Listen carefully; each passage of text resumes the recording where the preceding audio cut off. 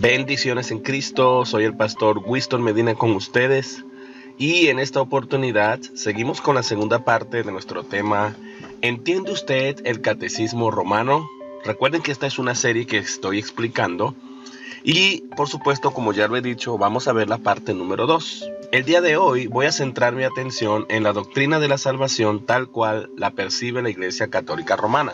Lo primero que tenemos que entender es que la Iglesia Católica Romana explica la salvación a la luz de estos tres importantes conceptos. En primer lugar, la naturaleza del pecado. En segundo lugar, la justificación. Y en tercer lugar, los sacramentos. Es dentro de estas tres cosas que la Iglesia Católica define la salvación, entendiendo además que dentro de la justificación ellos meten la santificación. Ellos ven la justificación y la santificación como parte de un mismo proceso. Ya vimos en el video anterior la naturaleza del pecado, que la Iglesia Católica divide los pecados en dos grandes categorías: pecados veniales y pecados mortales. Con los pecados veniales, ellos dicen que la persona se expone a un castigo temporal, pero con los pecados mortales se podría exponer al castigo eterno, lo que es la carga de la culpa, y podría perderse definitivamente la salvación de esa persona. A la vez, ¿cómo lidian ellos con el pecado? ¿Cómo los pecados son perdonados? Para eso están los sacramentos. Cuando hablamos del tema de la justificación, para eso están los sacramentos, y ya lo vimos en el video anterior, que los pecados veniales se pueden resolver con un simple acto de contrición, aunque yo creo que eso no lo dije en el video anterior, pero eso también lo dice la Iglesia, que la persona se sienta arrepentido por su pecado, que la persona haga oración, tal vez rece un rosario, o simplemente que participe de la misa, del sacrificio de la misa, y comulgue. Eso puede remover el castigo temporal de esa persona, porque simplemente, como dijo el teólogo John Hardon, simplemente es una ofensa a Dios. La persona no cae del estado de gracia y por lo tanto puede recuperarse o sanarse a sí mismo o por intervención de Dios mediante la comunicación de la gracia que da el sacramento de la comunión. ¿Ok? En el caso del pecado mortal, allí sí requiere la confesión ante un sacerdote y no se garantiza el castigo temporal que esa persona podría recibir. Así que es un poco complicado, y ya dije también que los teólogos están divididos si el sacrificio de la misa o la comunión quita solamente el castigo temporal o si quita también la culpa. En ese aspecto está también dividida la discusión, ¿ok? Con respecto a la justificación, la Iglesia Católica, en respuesta a la Reforma, que estaba redescubriendo desde las páginas de la Biblia lo que es la justificación solamente por la fe, lo que se llamó la sola fide, en el Concilio de Trento se discutió el tema de la sola fide y se dedicaron 16 capítulos con 33 cánones tratando de refutar e ir en contra de la Reforma.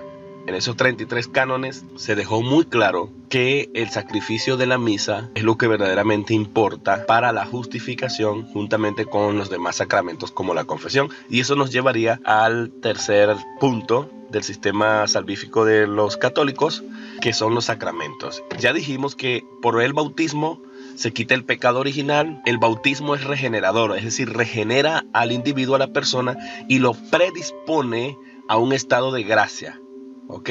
Lo predispone a la gracia, porque ellos ven la gracia también como una sustancia. Eso es algo que es importante que nosotros también lo tomemos en cuenta. Respecto al sacramento de la confesión, la Iglesia Católica dice, bueno, que la confesión es precisamente para quitar el pecado mortal. El sacerdote es el que tiene la prerrogativa de quitar o absolver los pecados de esa persona que se está confesando. Sin embargo, no se garantiza la remoción del castigo temporal por ese pecado. Así que solamente se garantiza el perdón de la persona, más no el castigo temporal. Y por supuesto, con la comunión resuelven el pecado del castigo temporal por pecados veniales. Como hemos visto aquí, el sistema que la Iglesia Católica tiene a través de su interpretación de lo que es el pecado, la naturaleza del pecado, la justificación y los sacramentos, que es lo que trae la justificación o al creyente a un estado de gracia nuevamente, gira en torno a un oficio muy importante dentro de la Iglesia, que es precisamente el sacerdote católico romano. Sin la figura del sacerdote es muy difícil que este sistema pueda sobrevivir. Claro, ellos tienen los obispos, tienen los papas, pero estamos hablando que hay muchos más sacerdotes que obispos y que papa, pues que el magisterio como tal.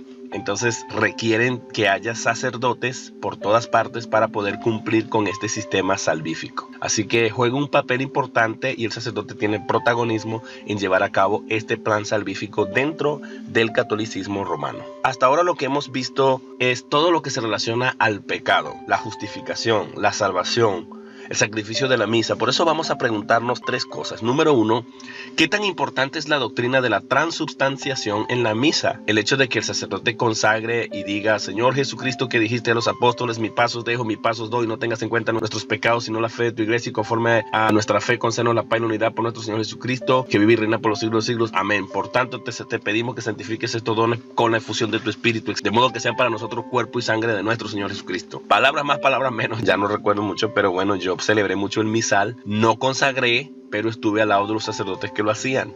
Ok, él dejaba en el santuario, en lo que llaman sacristía, dejaba pan consagrado, y los miércoles yo daba la celebración de la palabra a través del misal. Sin embargo, no daba la misa porque no era sacerdote ordenado. Ok. La segunda pregunta es: ¿cuál es la relación entre el sacrificio de la misa y el sacrificio de Cristo? Es decir, ¿cuáles son sus similitudes y diferencias?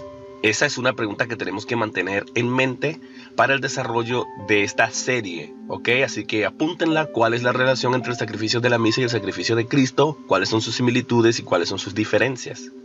Y en tercer lugar, ¿en qué sentido es el sacrificio de la misa llamado propiciatorio? Recuerden que propiciatorio significa que aplaca la ira o que sustituye de alguna manera la culpa por algún pecado cometido. Así que es llamado propiciatorio porque tiene el poder de remitir o quitar los pecados y el castigo y la culpa, dependiendo del teólogo que lo exprese.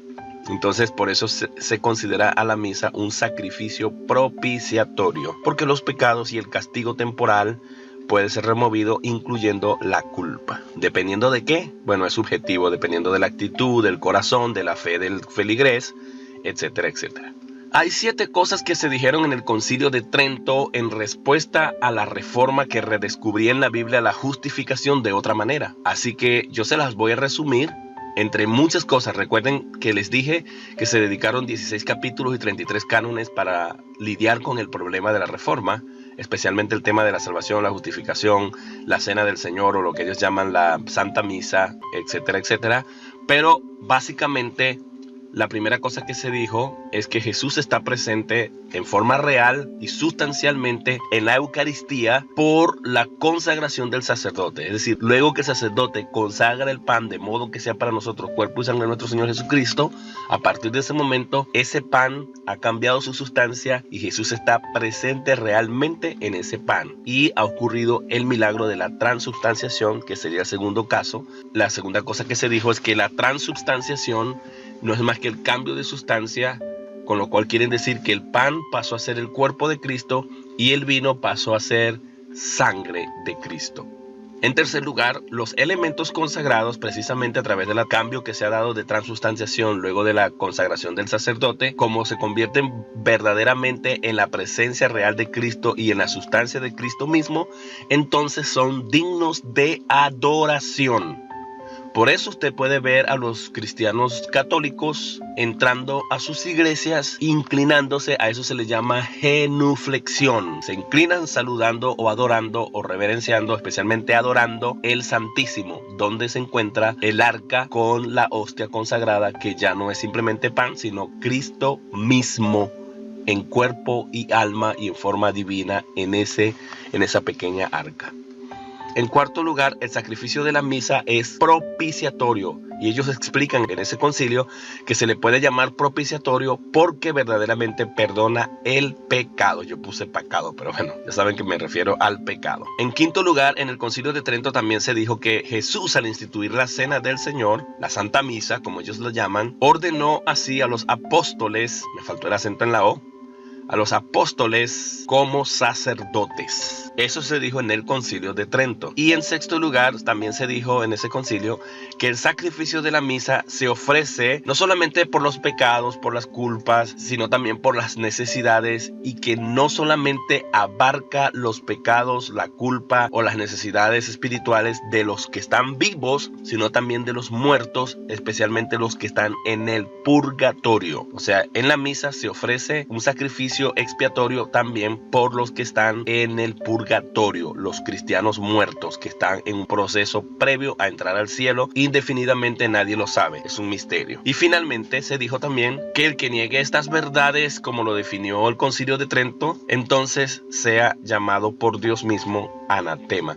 Y aquí es interesante entender que cuando la Iglesia Católica habla de anatema, no necesariamente lo dice en un sentido de que la persona es maldito, sino en un sentido de que queda separado de la Iglesia. Es así como ellos han tratado de redefinirlo. Según lo que he escuchado en muchos teólogos en diferentes debates, cuando se le ha cuestionado eso, ellos han tratado de explicar así. No lo he verificado, lo voy a verificar, y a medida que desarrollemos en esta serie lo comprobaré. Pero bueno, debido a que se lo he escuchado a doctores en debates, lo traigo aquí a colación por si de repente ustedes pueden entender anatema en el sentido de maldito, que es lo que verdaderamente significa, pero ellos han tratado de darle otro significado que significa que queda excomulgado o separado de la iglesia.